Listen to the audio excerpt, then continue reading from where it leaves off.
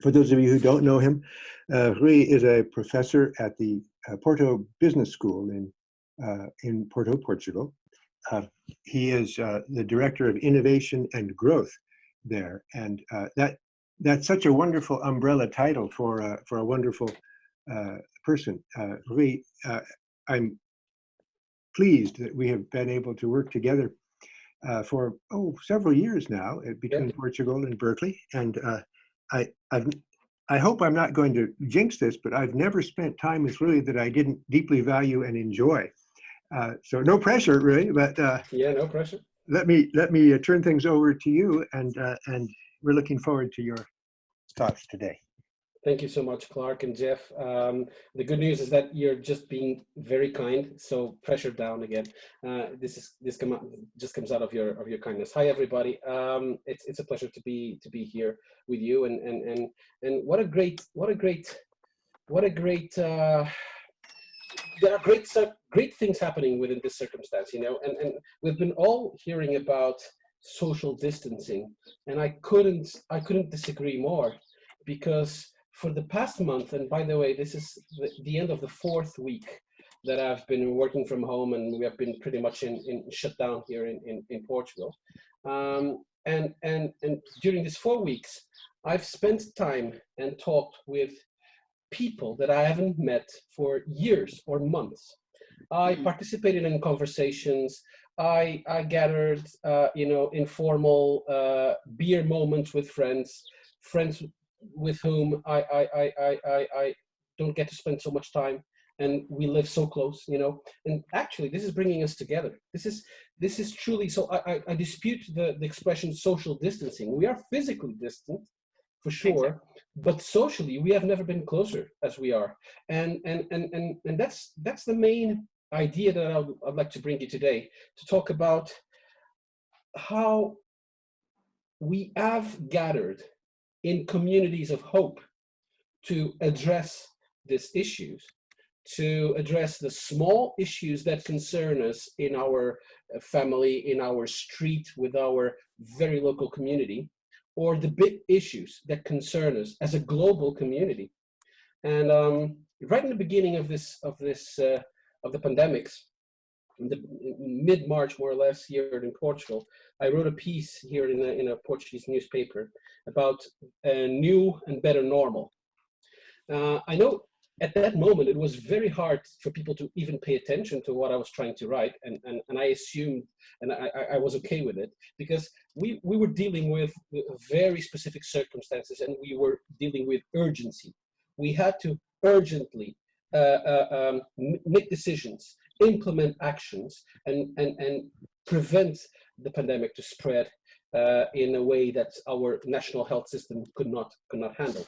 And at that moment, where you were just, you know, trying to understand what is right in front of your eyes, and you need to address the most urgent questions, I was trying to talk about the day after and the day after. I was trying to talk about a future, because even though these urgent actions are very, very important, they will most likely have determine, or at least condition, the way we will get out of this pandemics. And can this be a moment where we can create something better for all of us, something new? We all, I think, agree that most likely the way we will come out of this pandemics will not be the same way we entered into this pandemics, as a community, as a global community, as a society, in the way we do business, in the way we educate, in the way we hold our relationships, in the way we love, the way we see and experience art. It will not be the same. Most likely we will, all of us, we will, you know, be affected in one way or another and come out of this different. So my proposition was to try and build something new, try and build something better at a macro level, at a global level. And then throughout this 4 weeks that we have been at home, in one way or another, I've been seeing here in Portugal, but I'd say pretty much all over Europe, these movements, this community movements, these communities of hope being built exactly to address the urgent circumstances, but defining, establishing a standard, a moral and ethical standard, a relationship standard that can be the foundation of something new that we can build, something better, our new normal that will come out of this. And that's more or less what I wanted to talk to you about, and giving you a little bit the example of Portugal. So for all of you that are non-Portuguese out there and that know little about Portugal, so we are 10 million people country, one of the oldest nations in the world, one of the oldest borders in the world. We have the same border for almost 900 years now, and right now this is something that plays in our favor.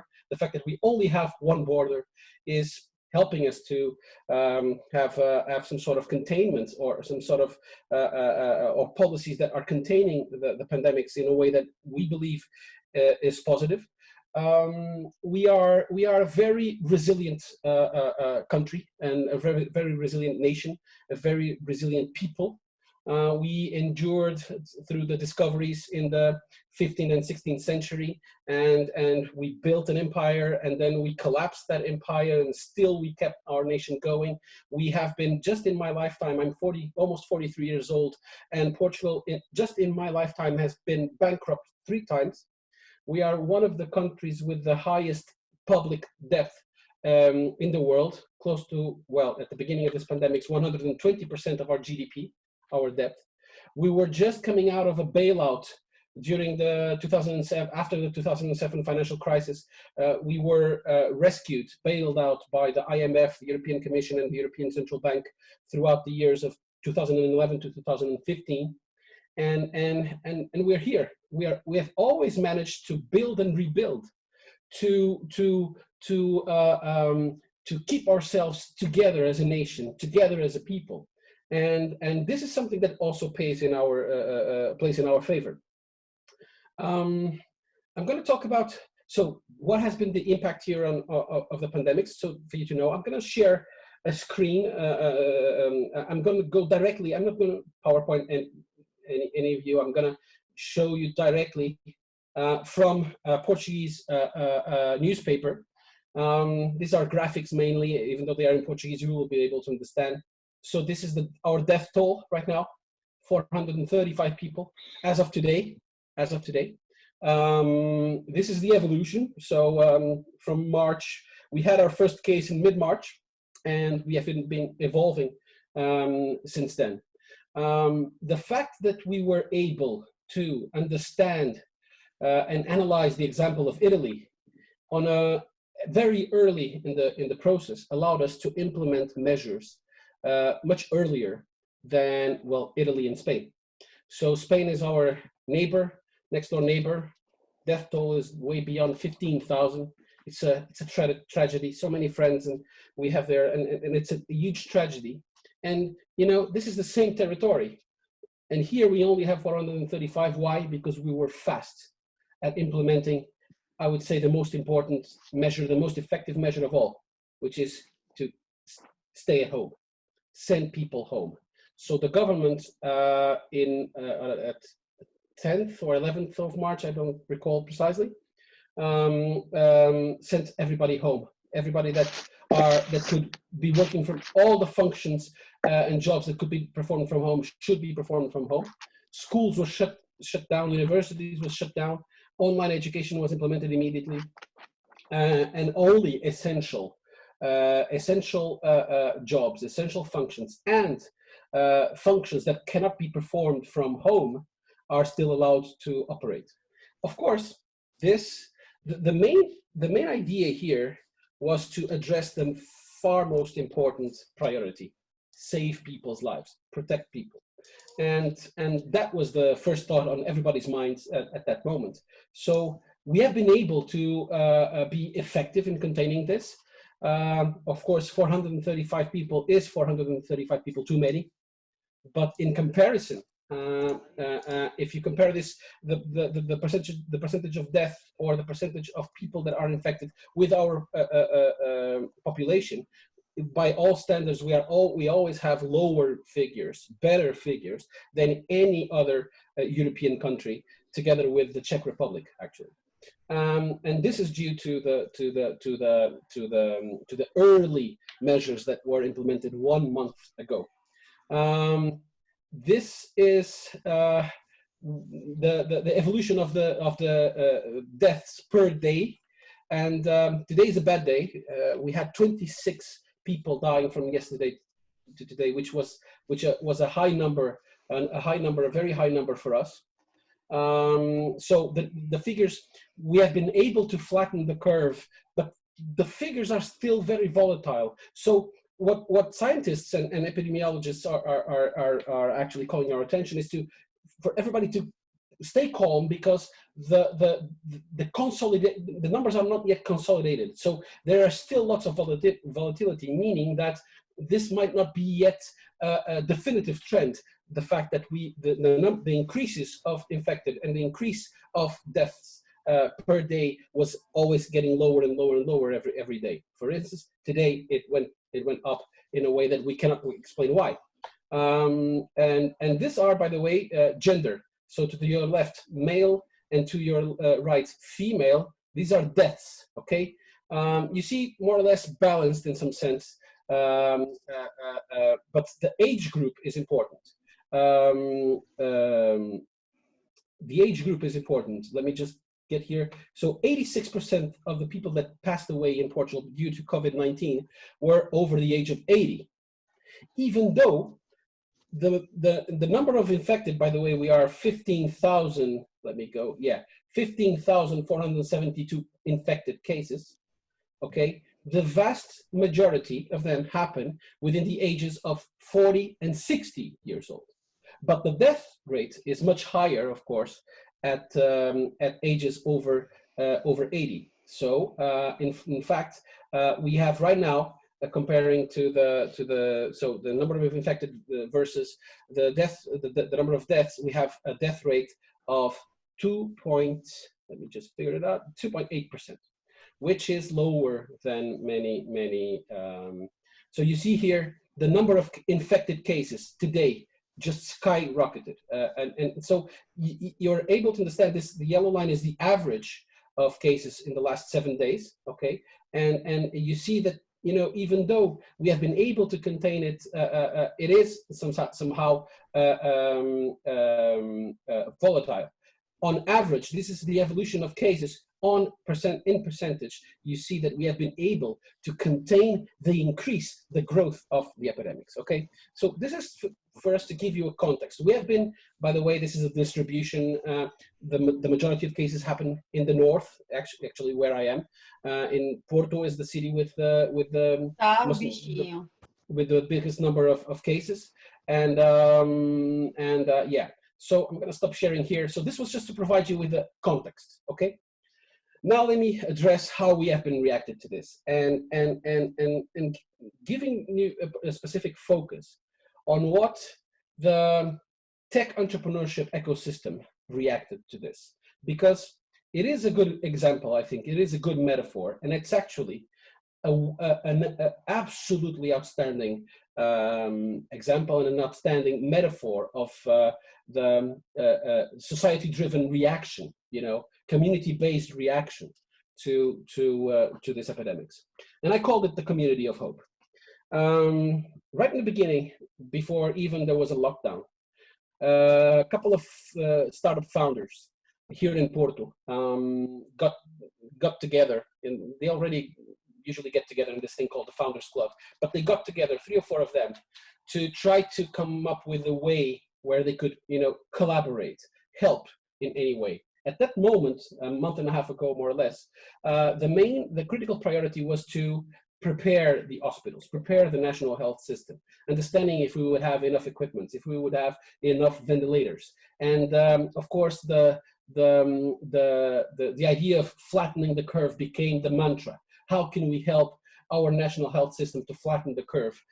We understand that we will not be able to stop this, so we need to find a way to manage this. And managing means keeping the number of infected, and especially the number of of severe cases, cases that require hospital treatment and intensive care, to the minimum as possible.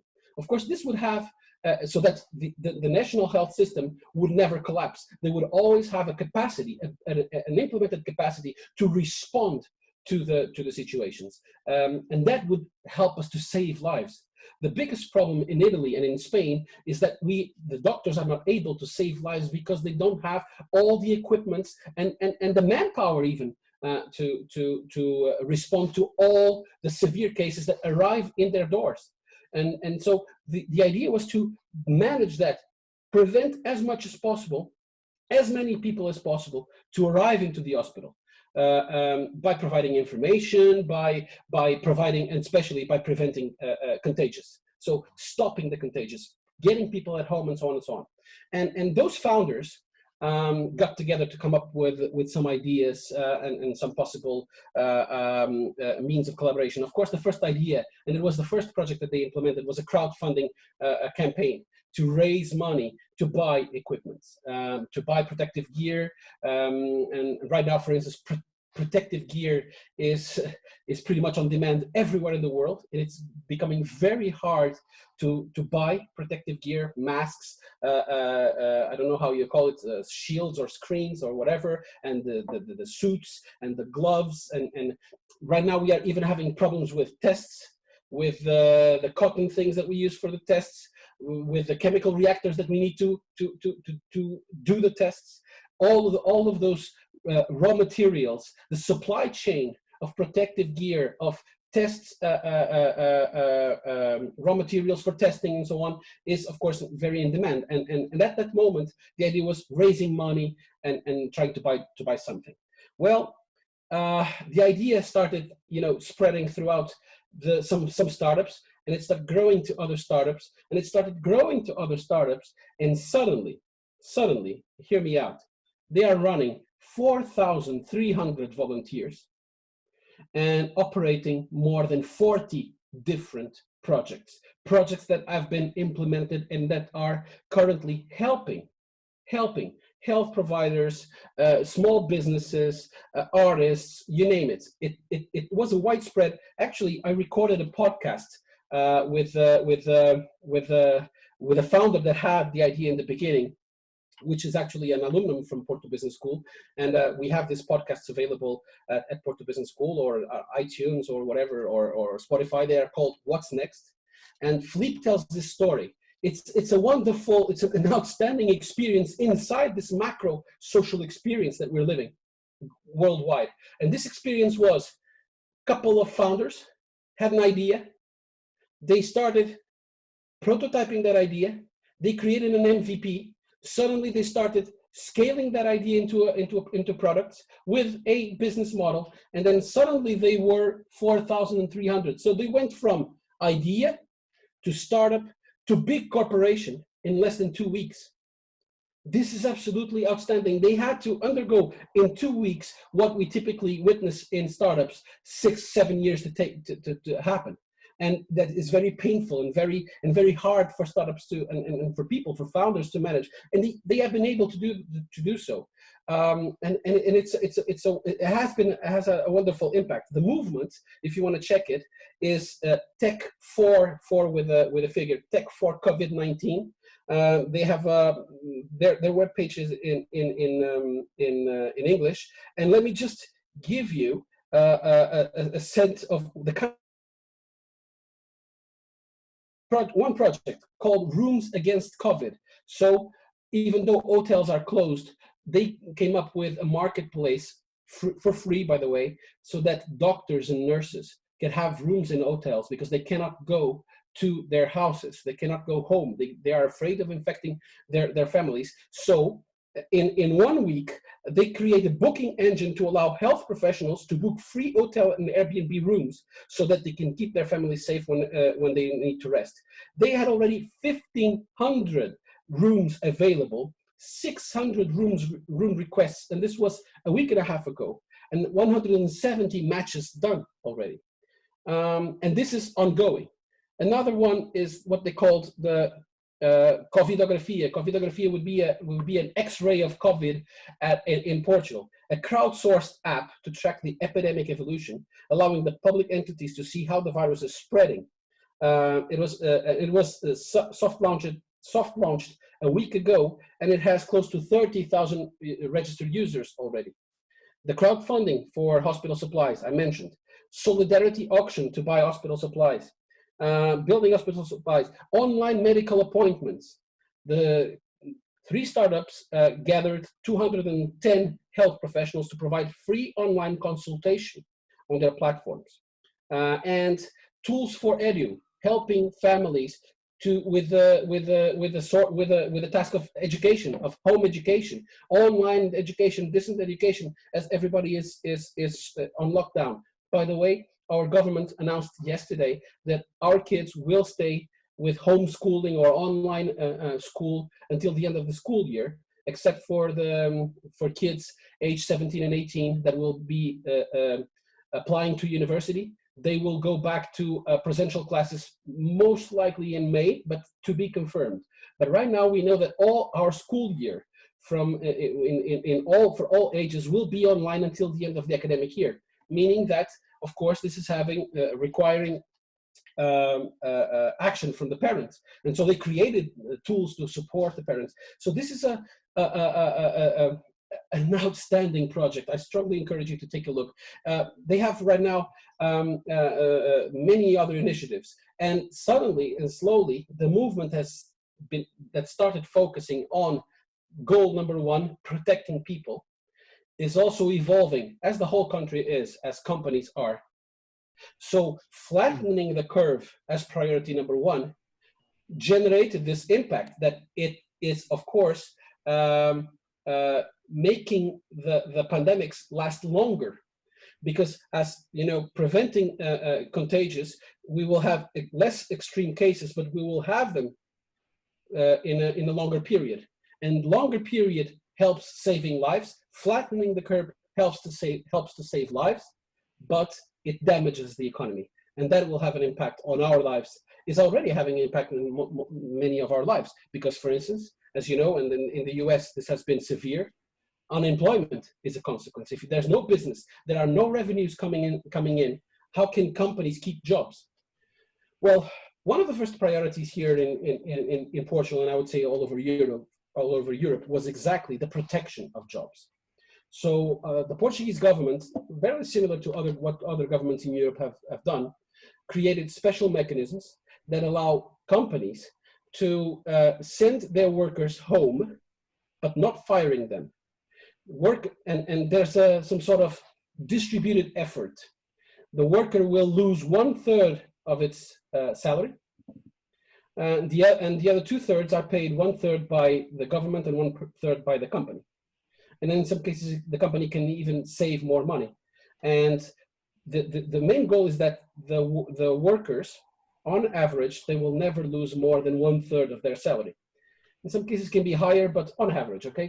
And this is in companies, to have this kind of support, they need to commit not to fire people now or later in a certain period.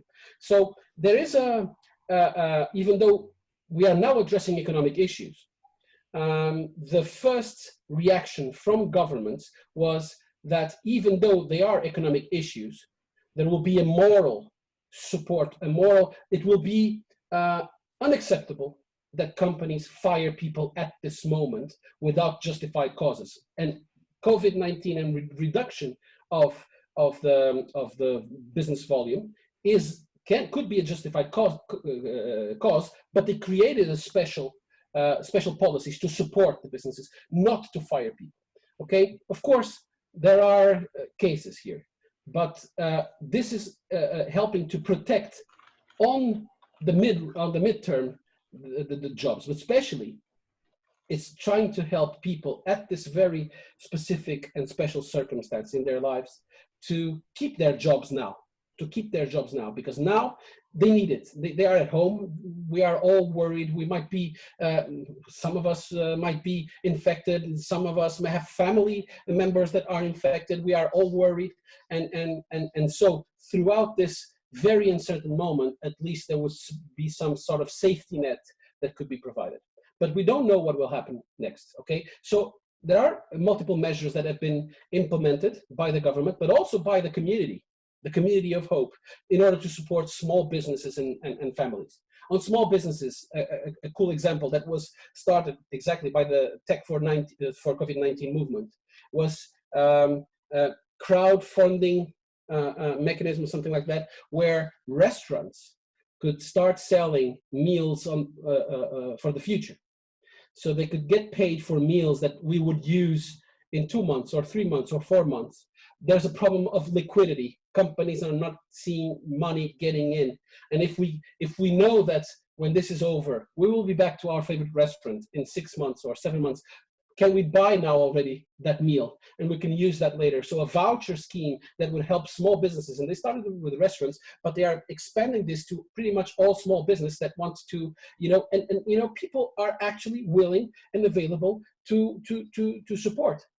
And you see a movement, and you're seeing that already also in the US, where even on the online shopping, we are preferring online platforms that are helping small business owners, small stores, corner shop stores.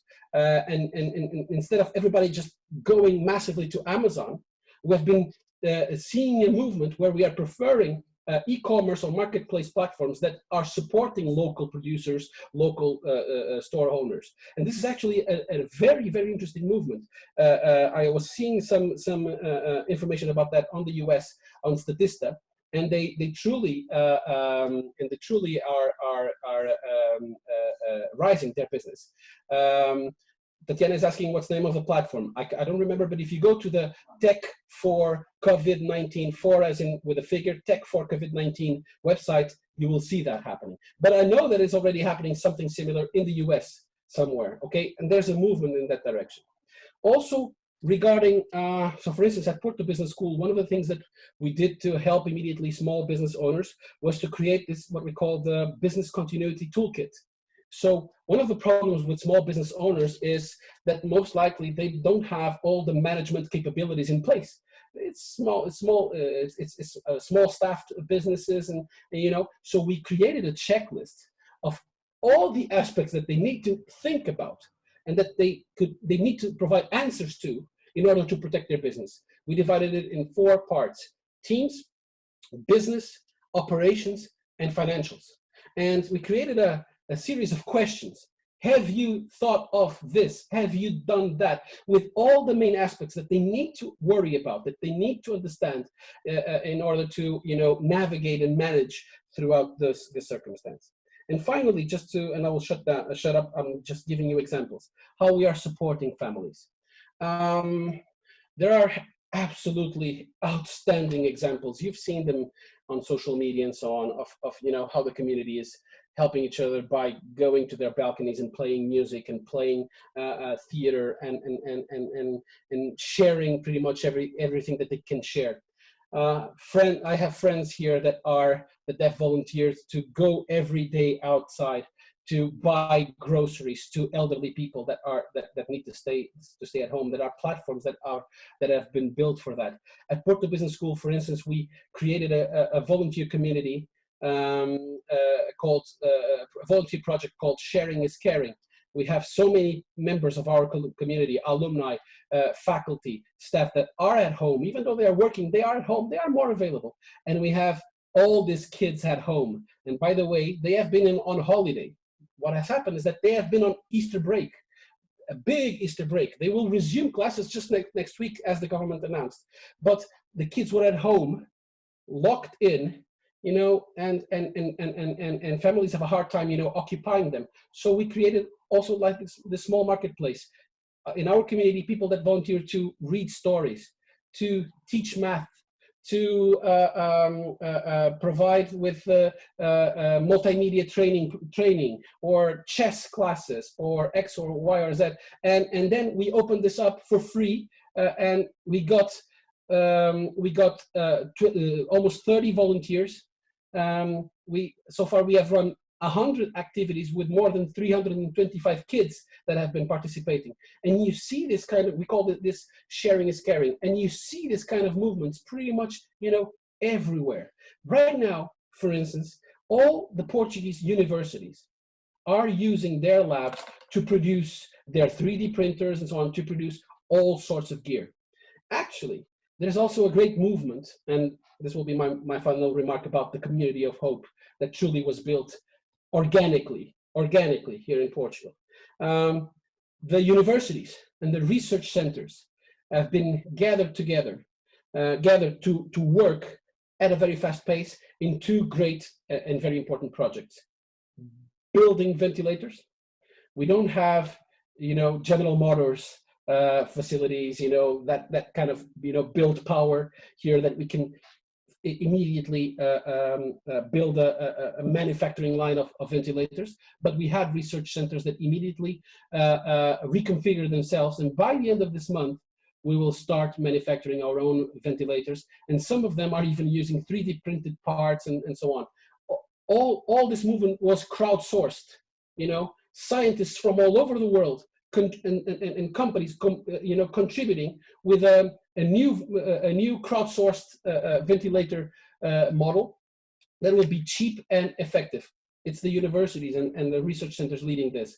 Also, a very important project for Portugal. One of the problems we're having is that we don't have enough tests to test everybody we want to test, especially the elderly. Right now, I would say the biggest concern in Portugal is the elderly people, and the ones that are in nurseries and homes and retirement homes and so on, because once one person gets infected there, it's like you know, a fuse.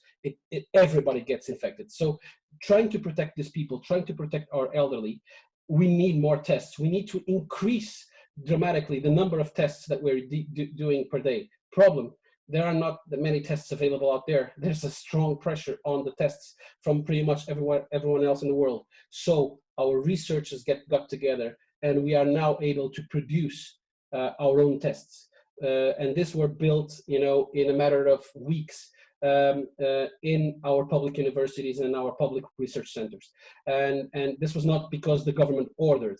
Actually, the research centers had to put pressure on the government for the government to allow, to deregulate in some sense, you know, or to allow them to move into that direction. So bottom line, a very organic movement of individuals, of companies, of universities, research centers. You see the whole quadruple helix there, building this very fast responses, very effective responses to the